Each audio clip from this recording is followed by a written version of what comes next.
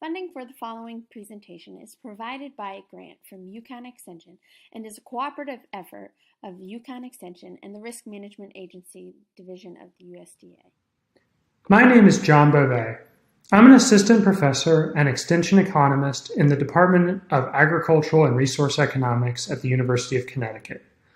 This is a webinar called Benchmarking for Success.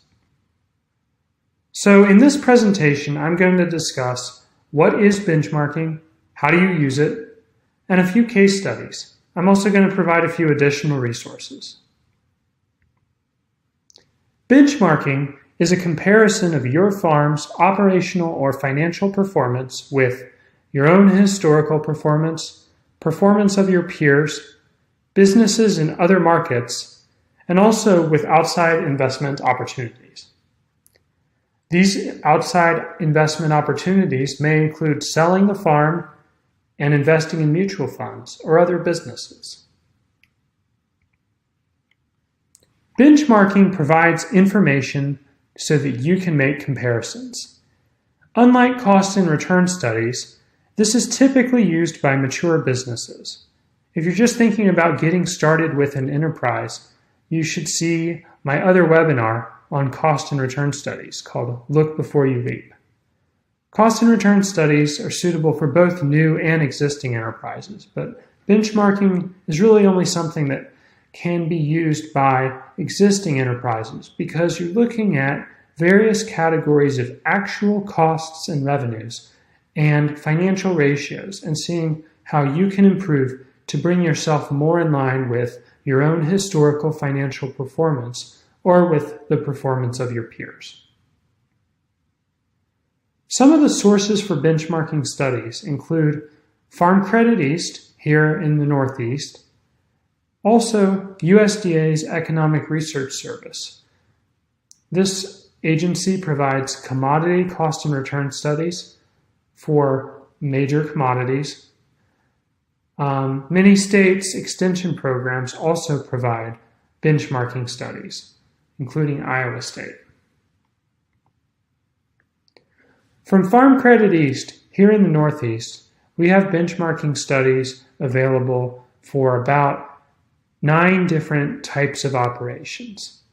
Ag retail, both farm markets and garden centers, cash field crops, wholesale greenhouses, orchard fruit, potatoes, wholesale vegetables, dairy, which is broken down in many ways, including organic dairy, wholesale nursery, and equine training and boarding.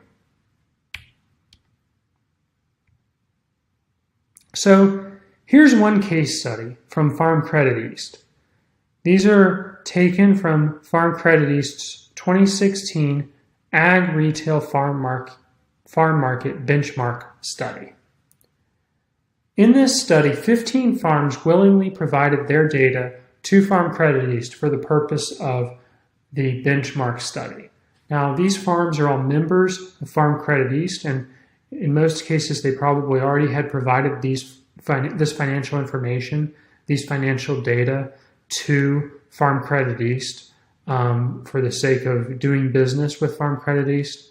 But they were also willing to participate in the study by sharing their data and allowing Farm Credit East to aggregate it and analyze it. You see that 15 farms participated. In the left-hand column, you have the average of the 15.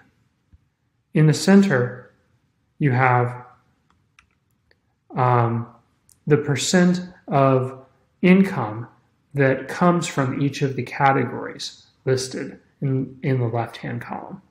And then they've also broken it down as average sales revenue or cost per retail square foot. I want to highlight a couple things about this statement about farm income. First, for farm retail markets in the Northeast, many of them are selling a lot of retail products. About 18% of revenue is coming from resale products. Another 40% is coming from crops, which aren't sold through the retail market, as I understand it. Another thing that I want to note about this particular table from the Farm Credit East report is that a few of the lines, like refunds and government programs and livestock products, only make up a tiny percentage of sales. These may reflect that just one or two farms in the sample are getting income through these sources, but it's averaged across 15 farms. So if for example, you're a farm market that doesn't sell livestock products, well, maybe you should take that out of the denominator and recalculate those percentages so that you can get a better sense of what would be reasonable for you. Moving down the report, you can see that they've broken out variable expenses into many different categories. So you can see how much your competitors on average are spending on labor, fuel, supplies, and also costs of goods that are going to be resold. The gross margin here looks pretty good, nearly 32% of sales.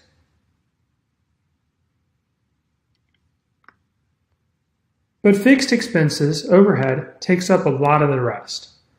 You have a lot of expenses from depreciation and amortization, expenses from rent or lease, repairs and maintenance, and other expenses. It all adds up to almost a quarter of the value of retail sales, leaving only 7% for net margin.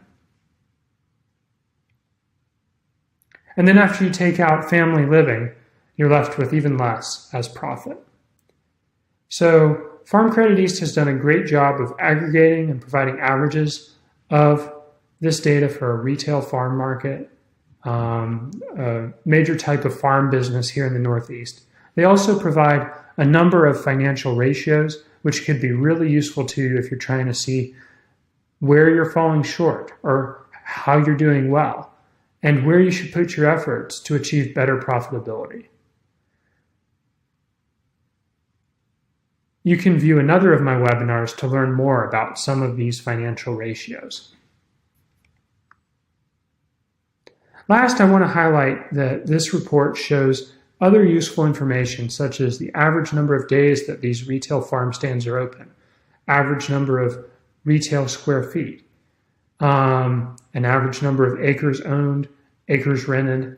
So this is all really good data, just so you can get a sense of who these competitors are, and where your operation may be different from theirs. Here's another report from Farm Credit East. This is also for farms in the Northeast. It's another small sample size. Only 17 farms participated in it.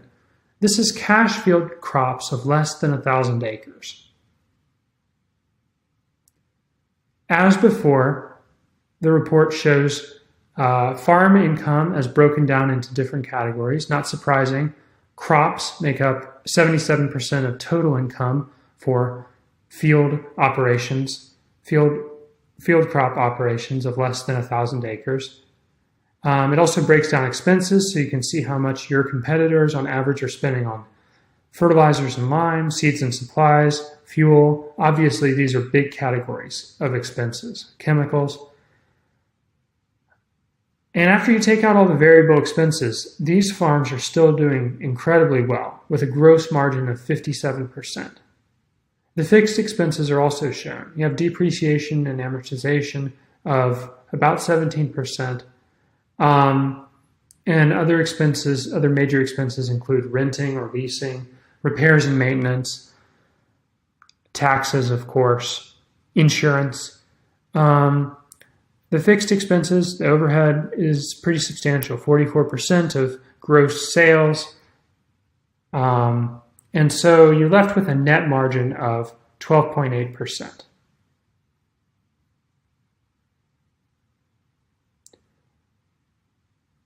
Now, of course, after you take out family living expenses, the profit margin shrinks a lot lower. As before, Farm Credit East provides significant data on financial ratios and also